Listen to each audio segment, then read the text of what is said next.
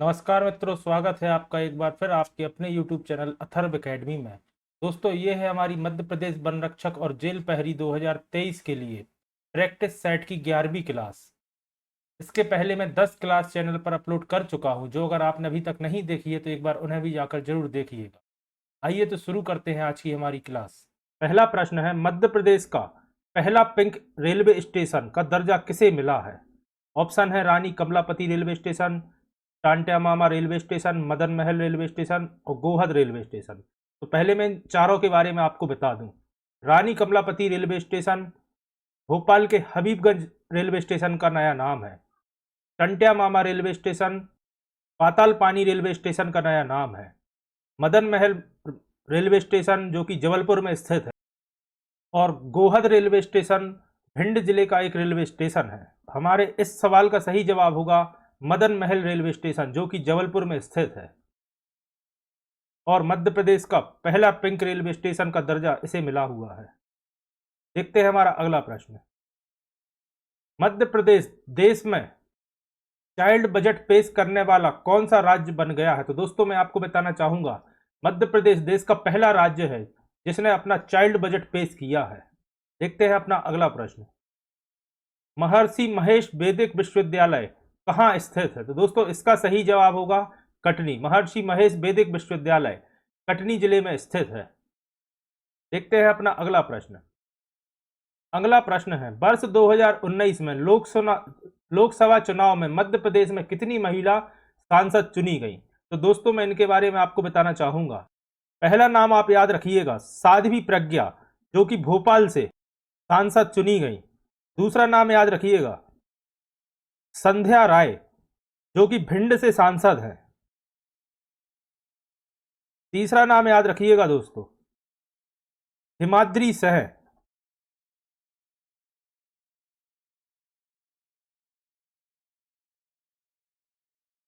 यह शहडोल से सांसद हैं। और चौथी नाम याद रखिएगा दोस्तों, रीति पाठक, और यह सीधी से सांसद हैं। इसका सही जवाब होगा ऑप्शन नंबर डी। वर्ष 2019 में 4 महिला सांसद लोकसभा चुनाव में मध्य प्रदेश से चुनी गई। देखते हैं अपना अगला प्रश्न। मध्य प्रदेश में जैव प्रौद्योगिकी पार्क किस जिले में स्थापित किया गया है? इसका सही जवाब होगा ऑप्शन नंबर ए।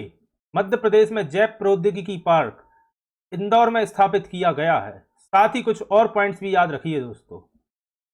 आपसे अगर जैव ऊर्जा पार्क पूछा जाता है तो याद रखिएगा यह मध्य प्रदेश के रीवा में स्थित है। वही अगर आपसे जैव विविधता पार्क पूछे जाते हैं तो याद रखिएगा देश में सर्वाधिक 8 जैव विविधता पार्क मध्य प्रदेश में स्थित है। आइए देखते हैं अपना अगला प्रश्न। मध्य प्रदेश के किस अंचल में लकड़बग्गा लोक नाट्य आयोजन किया जाता है? तो इसका सही जवाब रहेगा मध्य प्रदेश के बघेल खंड में लकड़बग्गा लोक नाट्य आयोजित किया जाता है। अगला प्रश्न है, बाग देवी मंदिर किसे समर्पित है? दोस्तों, बाग देवी मंदिर से प्रश्न पहले भी पूछे जा चुके हैं। इसका निर्माण वर्ष 1034 में राजा भोज द्वारा धार जिले में कराया गया था। धार जिसे भोज की नगरी कहा जाता है, और यह दोस्तों देवी सरस्वती का मंदिर है। ऑप्शन नंबर सी इसका सही जवाब रहेगा। देखते हैं अपना अगला प्रश्न। कलचुरी वंश की आराध्य देवी का मंदिर कहां स्थित है? दोस्तों, इसका सही जवाब रहेगा ऑप्शन नंबर ए, हथियागढ़। दोस्तों, आपको ऑप्शन में जबलपुर भी मिल सकता है क्योंकि हथियागढ़ जबलपुर में स्थित है, और इस मंदिर का निर्माण कलचुरी शासक कर्णदेव ने कराया था।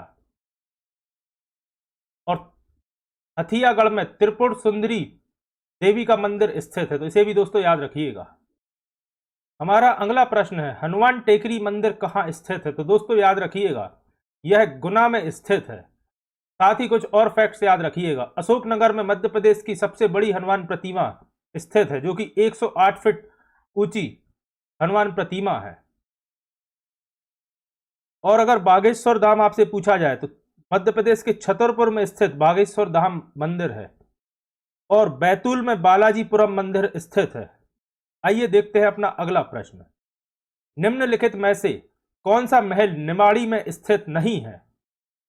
हाथी साहब महल, सुपाड़ी महल, सैलाना महल और पालकी महल। तो दोस्तों हाथी साहब महल निमाड़ी में स्थित है, सुपाड़ी महल भी निमाड़ी में स्थित है, लेकिन सैलाना महल रतलाम में स्थित है। इसका सही जवाब होगा ऑप्शन नंबर सी, और पालकी महल भी निमाड़ी में स्थित है। आइए देखते हैं अपना अगला प्रश्न। अगला प्रश्न है, भारतीय सेना ने अपनी 2 मंजिला 3D प्रिंटेड आवासीय इकाई का उद्घाटन कहां किया है? तो दोस्तों इसका सही जवाब होगा अहमदाबाद, गुजरात में। आइए देखते हैं अपना अगला प्रश्न। अगला प्रश्न है,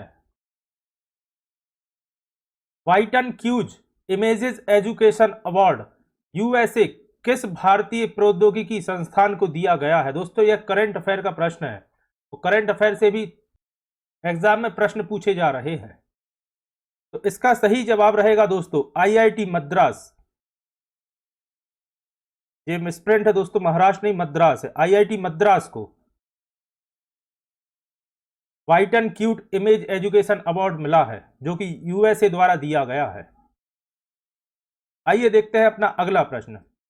प्रधानमंत्री मोदी ने पश्चिम बंगाल की पहली वंदे भारत एक्सप्रेस को किस मार्ग पर प्रारंभ किया है?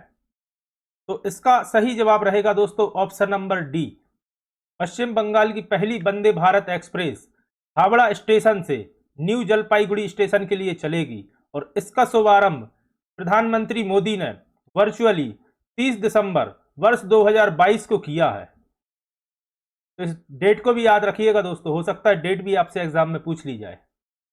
हमारा अगला प्रश्न है, मुख्यमंत्री और मंत्री परिषद को लोकायुक्त के दायरे में लाने वाला भारत का पहला राज्य कौन सा है?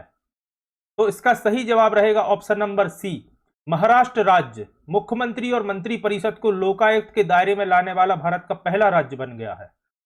साथ ही मैं आपको बताना चाहूंगा 28 दिसंबर 2022 को महाराष्ट्र सरकार द्वारा लोकायुक्त विधेयक पारित किया गया, और इसी के अंतर्गत यह निर्णय लिया गया। आइए देखते हैं अपना अगला प्रश्न। केंद्र सरकार द्वारा केंद्रीय गुप्तचर प्रशिक्षण संस्थान की आधारशिला कहां रखी गई है? तो मैं आपको बताना चाहूंगा 31 दिसंबर वर्ष 2022 को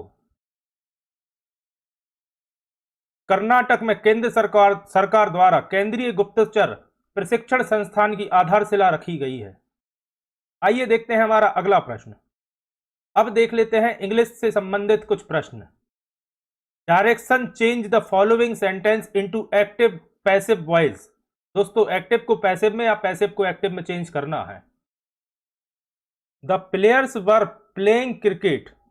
ऑप्शंस हैं, cricket is played by the players, cricket is being played by the players. तो दोस्तों वर में इस वाले दोनों नहीं आएंगे। फिर है cricket was being played by the player, तो सी इसका सही जवाब रहेगा।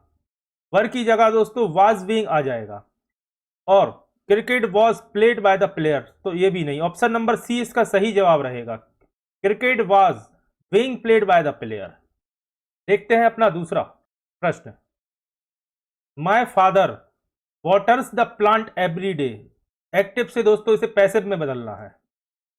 ऑप्शंस हैं, the plants were watered every day by my father, the plant was water every day by my father, the plants are watered every day by my father. इसका सही जवाब option number सी रहेगा। डी भी पढ़ लेते हैं, plants is watered every day, ये भी नहीं दोस्तों। ऑप्शन नंबर सी इसका सही आंसर रहेगा। आइए बढ़ते हैं अपने अगले प्रश्न की तरफ। नेक्स्ट है, I saw a monkey on the roof. A monkey had been seen on the roof by me, ये तो नहीं रहेगा। A monkey was seen on the roof by me, a monkey has been seen on the roof by me, a monkey is seen on the roof by me. तो option number B इसका सही जवाब रहेगा, a monkey was seen on the roof by मी। आइए देखते हैं अपना अगला प्रश्न है, direction use the suitable article in the following sentence put across. ये मिसप्रिंट है दोस्तों, were no article should come. I what half dozen mango from the market. तो दोस्तों हाफ और डजन के बीच में ए आर्टिकल का प्रयोग होगा।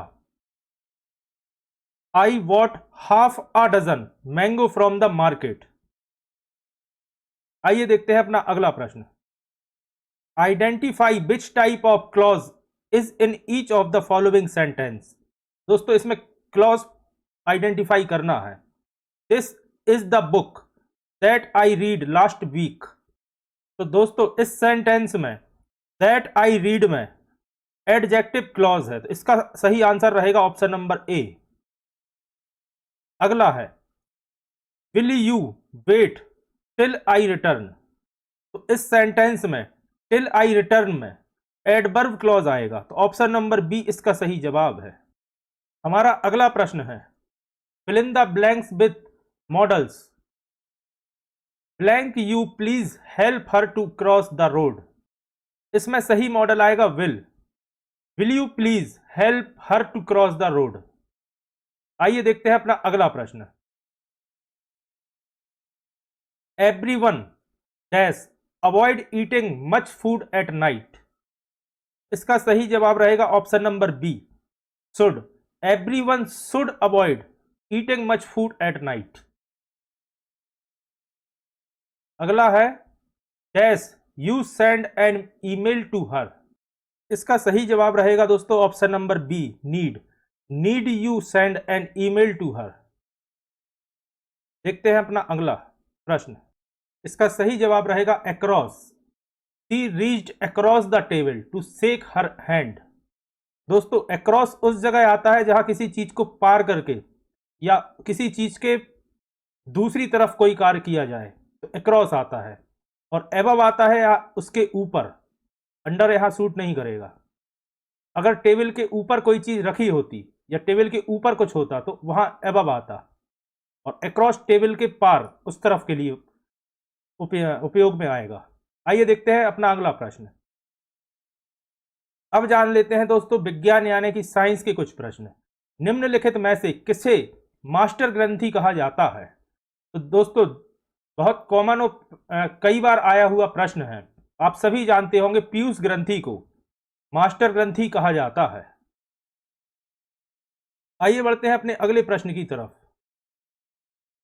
निम्नलिखित में से कौन सा हार्मोन थायराइड ग्रंथि के विकास और थायरोक्विसिन हार्मोन के रिसाव को नियंत्रित करता है। तो इसका सही जवाब रहेगा option number C TSH hormone. TSH hormone का पूर्ण रूप है टाइफाइड स्टिमुलेशन हार्मोन। देखते हैं अपना अगला प्रश्न। मूत्र यानी कि यूरिन का औसत पीएच कितना होता है। तो दोस्तों यूरिन का पीएच मान होता है 6। अगला प्रश्न है मूत्र के रासायनिक संगठन में सम्मिलित है जल, यूरिया, अमोनिया, क्रिएटिनिन और यूरिक अम्ल। तो दोस्तों ऑप्शन में उपयुक्त सभी नहीं है, तो इसका सही जवाब रहेगा ऑल ऑफ द एबव। दोस्तों यूरिन में 95% जल की मात्रा होती है और 2.5% यूरिया की मात्रा होती है, तो बाकी 2.5% में सभी कार्बनिक पदार्थों की मात्रा होती है, जिसमें अमोनिया, क्रिएटिनिन और यूरिक अम्ल शामिल है।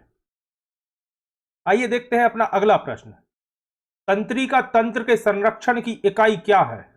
इसका सही जवाब रहेगा ऑप्शन नंबर बी न्यूरॉन तंत्रिका तंत्र की संरक्षण की इकाई है।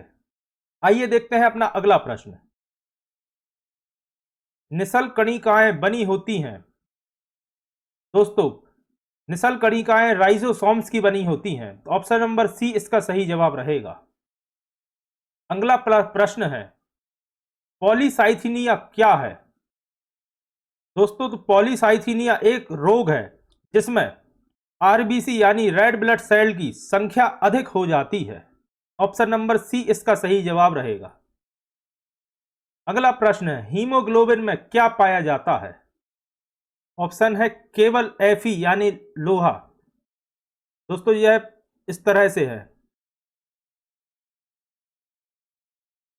केवल 4 पेप्टाइड श्रृंखलाएं या ए और बी दोनों। तो दोस्तों ऑप्शन नंबर सी इसका आंसर रहेगा।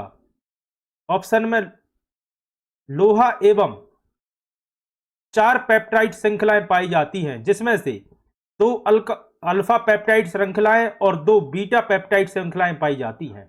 ऑप्शन नंबर सी इसका सही जवाब है। देखते हैं अपना अगला प्रश्न। मनुष्य की लार में कौन सा एंजाइम पाया जाता है? दोस्तों लार यानी कि सलाइवा में। इसका सही जवाब रहेगा ऑप्शन नंबर बी, लार एमाइलेज एंजाइम पाया जाता है सलाइवा में। और ऑप्शन में आपको लार एमाइलेज की जगह सलाइवा एमाइलेज भी मिल सकता है। अगला प्रश्न है, निम्नलिखित में से कौन सा एंजाइम दूध को कैसिन में परिवर्तित करता है? दोस्तों रेनिन एंजाइम दूध को कैसिन में परिवर्तित करता है। आइए बढ़ते हैं अपने अगले प्रश्न की तरफ। इनमें से कौन सा मनुष्य के पुरुष प्रजनन अंग का एक हिस्सा है? दोस्तों शुक्रवाहिका मनुष्य के प्रजनन अंग का एक हिस्सा है। देखते हैं अगला प्रश्न। मनुष्य में निषेचन किसमें होता है? तो इसका सही जवाब रहेगा option number A, fallopian tube में मनुष्य में निषेचन होता है। अगला प्रश्न है, भोजन को दोस्तों निगलते समय श्वसन नली को ढकने का कार्य कौन करता है, जिससे भोजन श्वसन नली में प्रवेश ना कर सके? इसका सही जवाब होगा दोस्तों ऑप्शन नंबर बी, एपिग्लॉटिस। देखते हैं अपना अगला प्रश्न। किस कारण से श्वसन नली में वायु के निकल जाने पर भी वह चिपकती नहीं है? इसका सही जवाब रहेगा ऑप्शन नंबर सी, उपस्थित वलय के कारण वायु निकल जाने के बाद भी श्वसन नली चिपकती नहीं है। अगला प्रश्न है, अनुवांशिकी शब्द किसके द्वारा दिया गया था? दोस्तों इसका सही जवाब रहेगा ऑप्शन नंबर बी, ये मिसप्रिंट है थोड़ा सा दोस्तों, बैटसन द्वारा अनुवांशिकी शब्द दिया गया था, बैटसन। आइए देखते हैं अपना अगला प्रश्न। मेंडल द्वारा अनुवांशिकी की प्रयोग हेतु किन पौधों को चुना गया? इसका सही जवाब है ऑप्शन नंबर ए, मटर के पौधे को। अगला प्रश्न है, कोशिका सिद्धांत दिया जाता है, यहां थोड़ा सा मिसप्रिंट है दोस्तों, दिया था। कोशिका सिद्धांत किसने दिया था? तो दोस्तों स्लाइडेन व स्वान ने कोशिका सिद्धांत दिया था। आइए देखते हैं अपना अगला प्रश्न। अगला प्रश्न है, निम्नलिखित में से एड्स का निश्चयात्मक परीक्षण, ये दोस्तों स्पेस नहीं है, निश्चयात्मक परीक्षण है। ऑप्शन नंबर बी इसका सही आंसर रहेगा, वेस्टर्न ब्लॉटिंग परीक्षण एड्स का निश्चयात्मक परीक्षण है। वहीं अगर एलिजा परीक्षण की बात करी जाए तो यह एड्स का प्राथमिक परीक्षण है। अगला प्रश्न है, भारत में सर्वाधिक बोली जाने वाली भाषा कौन सी है? तो दोस्तों जैसा कि आप सभी जानते होंगे, भारत में सर्वाधिक बोली जाने वाली भाषा हिंदी है। अगला प्रश्न है, हिंदी की आदि जननी भाषा कौन सी है? तो दोस्तों संस्कृत भाषा हिंदी की आदि जननी भाषा कहलाती है, याद रखिएगा। अगला प्रश्न है, निम्नलिखित में से कौन सी भाषा देवनागरी लिपि में लिखी जाती है? ऑप्शन है गुजराती, उड़िया, मराठी या सिंधी। तो दोस्तों मैं आपको बताना चाहूंगा, मराठी भाषा देवनागरी लिपि में लिखी जाती है। साथ ही दोस्तों हिंदी की भी लिपि देवनागरी ही, याद रखिएगा। अगला प्रश्न है, भाषा की सार्थक इकाई क्या है? तो दोस्तों वाक्य भाषा की सार्थक इकाई होती है।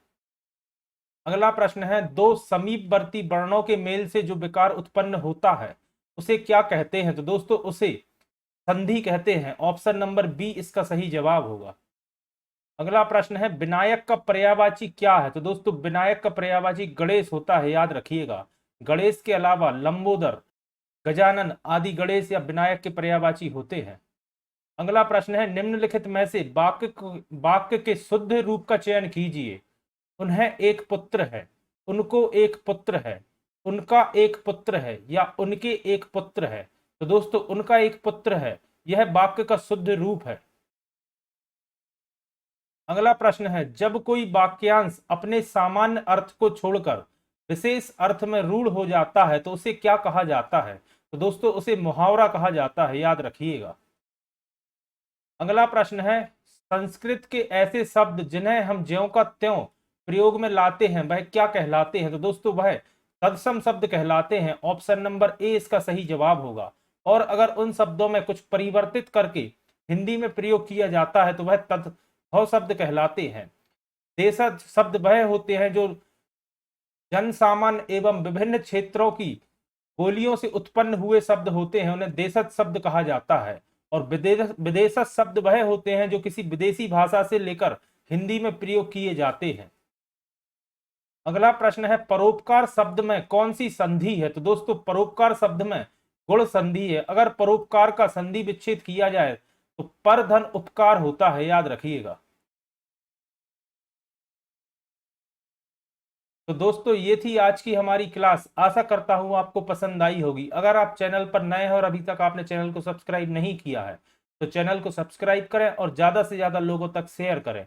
और साथ ही हमारी क्लास में एमपीजी के बेसिक साइंस एवं करंट अफेयर्स की क्लासेस कंटिन्यू चैनल पर चालू है। जो अगर आपने अभी तक नहीं देखी है तो इन्हें जाकर भी जरूर देखिए। यह सभी क्लासेस दोस्तों वन रक्षक एवं जेल प्रहरी एग्जाम को टारगेट करके बनाई गई हैं, जिसमें वही प्रश्न लिए गए हैं जो उस लेवल के हैं। धन्यवाद दोस्तों।